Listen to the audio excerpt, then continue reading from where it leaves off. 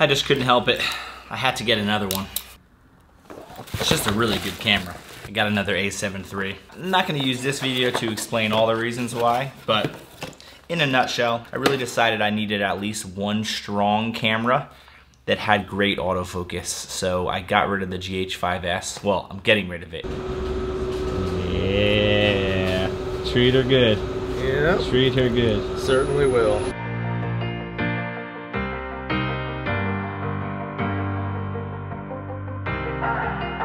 Thanks for driving out, Anthony. Enjoy your new camera. More boxes, more boxes, more boxes, more boxes, more. 2 unboxings in one day. Probably like the best day ever. Let me first preface this by saying this is partially a sponsored video. They didn't pay me to promote the product, but they did send me the product for free. That's really exciting to me because it's a product that I use all the time already. And they thought I should use the newest ones, and I agree. So I feel like I don't really even have to promote this product because I feel like everyone already knows that they're the best. Video Mic Pros, new Video Mic Pros, and Dead Cats. So the interesting thing is, as much as I constantly am buying new gear, selling gear, getting this and upgrading that, I have had the original Video Mic Pros, which I have on this camera and which I have on my other 3 cameras, the original ones, since I bought them in 2013 when I started my business, so over 5 years. I've had the same 3 microphones for 5 years. The beauty of Rode microphones is that their stuff has 10-year warranties. It always frustrates me when I have a product from a company and they have like 90-day warranties or a year warranty. I mean, I feel like if you know that you make a great product, you should just stand by it. But I finally, after 5 years, don't have to use 9-volt batteries anymore. These things finally have internal batteries, which is amazing, with really good battery life, which is amazing. And the best part of it all is they turn on and off with the camera. Now, I don't know about you, but the only thing more annoying than bad audio is no audio. And the amount of times that I have looked back at footage, whether it's for a vlog or for a wedding or whatever it is, to discover that I never had turned the mic on.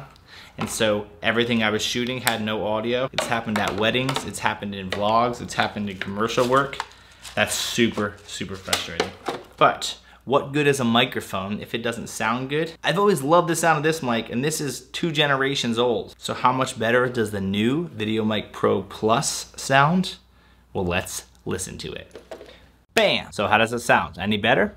I mean, I can't hear it. I'm just assuming that it's probably better, but regardless, when you have a mic that worked really great, if it sounds even the same, I'm totally fine with it. Another nice feature that I really like that they did is this is a detachable cable. One of the most common places that audio fails, usually from like a microphone to a mixer or a recorder, whatever it is usually in the cable. That's like the #1 place that there's usually issues. So the fact that this isn't attached is great because if you have a cable issue, you can just replace it rather than having to get kind of the whole thing replaced from Rode or from another company from it being directly soldered to it. See, the older model here, this was attached. And so if you need to replace the cable, it's not just as simple as just replacing the cable. You have to kind of know what you're doing to get in there and do it. So yeah, it's nice that they added that.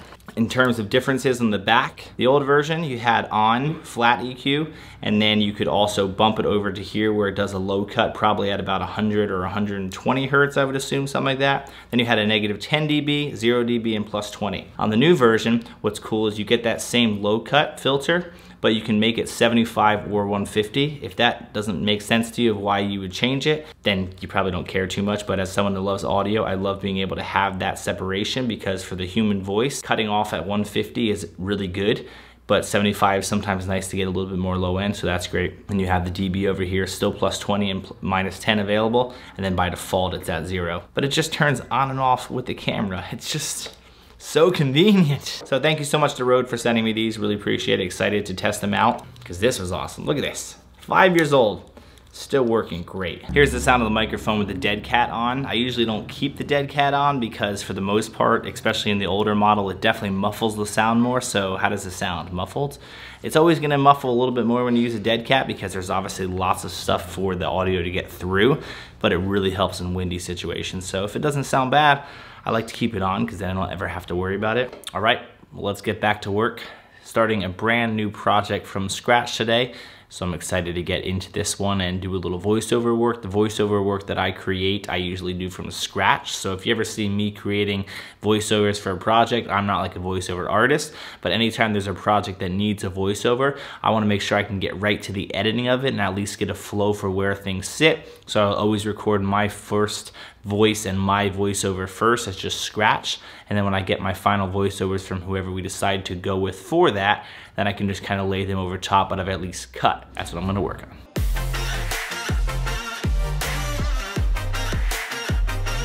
Okay, well, I'm excited how that project is coming out so far.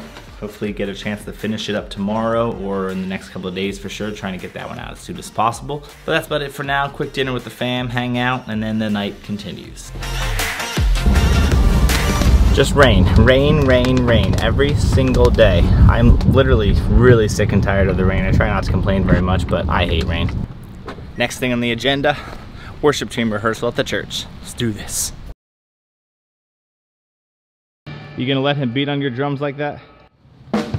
So I'm back at my old stomping grounds here, Faith Church. This is the back door. This isn't actually like the front door, but this is my old stomping grounds where I worked for about 3 years. And I'm actually still on part-time staff here, which is crazy because I do a lot of other things, but I still really enjoy what I get to do here. I'm actually on staff here now as a music director. So my main role is to make sure that on a Thursday night, everyone is playing the parts they're supposed to. We're fortunate at this church that we have so many amazing musicians and so many just humble people that love serving. But it's hard when you have a bunch of people, and in a church our size where a level of excellence is as high as we can hopefully have it, it takes some consistency to make sure that everybody just stays consistent in the way they play things and the style that they do, and making sure that the worship leaders stay consistent in what we're trying to do overall. So my main role is to just watch over the entire band week by week and make sure things stay consistent. So I'm one of the 5 worship leaders that also leads worship, but I oversee all the rehearsals. So anytime there's things that need to be worked on or messed up or chords need to be adjusted or someone didn't play parts, I'm the one that makes sure that things happen correctly. Part of what I did when I was on staff here for like 4 years, so it's something that I'm used to. It's something that it's easy for me to continuously do because I know music and I'm able to listen to the music all during the week, which I do anyway. But my job here really is to set just a standard of how we do things. And it's the same thing that when I'm leading a team for my company or I'm leading a team of videographers for something that we're doing. The important thing that I do as a leader is to make sure that I just set a standard of what I expect, and then I lead by example in those things. The best way as a leader that I can get people to have a level of excellence at a certain place, or to do things well, or to be very prepared, or to be on time, is I have to be a person that does it first myself. And the 3 years that I was here, people knew that very much about me, that when I take on anything, I give it 110%. I preach that you should give everything you have to what you're doing, and if you don't have the time or the dedication or passion to give it 110%, you shouldn't do it. That's the way I lead my company. That's the way I lead this team here. That's the way I lead anything I do. I lead by example the best I possibly can. I would never tell someone that they should not be late if I was a person that was always late. I wouldn't tell someone that they have to be more prepared if I was never prepared. But if I do those things and lead by example in a huge way on all those things, it's easy for me to ask that of people because I'm asking you to do what I would do as well. And leading by example is always the best way that you can actually lead. People follow what they actually see. They don't always follow what you say. I liked that. I didn't just thought about that right now. It's pretty good.